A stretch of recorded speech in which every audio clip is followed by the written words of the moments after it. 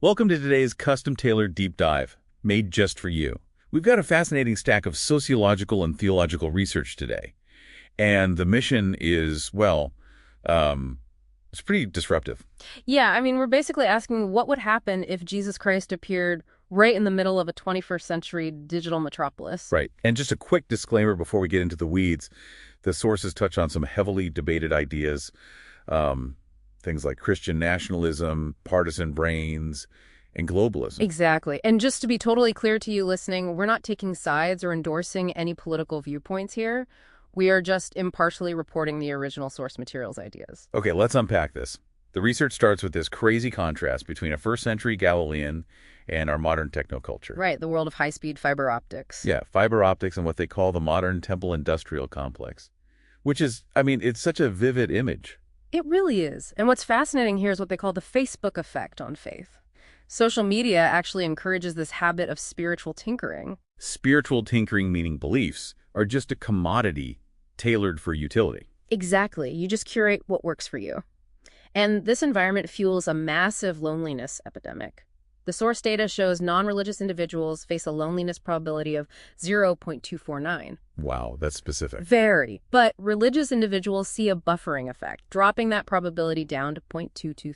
So there's a real measurable buffer. But the audit actually critiques modern institutions too, right?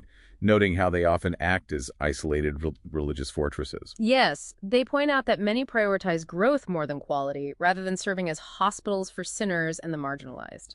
If we connect this to the bigger picture, the cultural contrast is huge. They contrast our modern cancel culture with ancient radical forgiveness. Right, and they warn how our materialism creates this illusion of autonomy. I love that phrase, illusion of autonomy. We think buying things makes us independent. So what does this all mean for you listening right now? The text addresses this performance trap of seeking validation through likes. Which leads straight into the modern exhaustion of burnout. And the burnout is so real. It is, and the source's antidote is pretty intense. They recommend replacing scrolling habits with internet fasting and absolute silence. Which sounds great until you realize how tied to your screens you actually are. Very much so. But the goal of that silence is to realize your core identity is simply the beloved. It's shifting from being human doers back to human beings. Here's where it gets really interesting to me. The audit actually applies these ancient teachings to modern science, like how loving your enemies serves as a practical tool to restructure neural pathways. It literally helps combat negative polarization in your brain. And this raises an important question for you to reflect on. In a world of consumer restlessness, are you actively participating in spiritual transformation? Or are you just handing your agency over to the market culture? Exactly. So we want to end with a final provocative thought.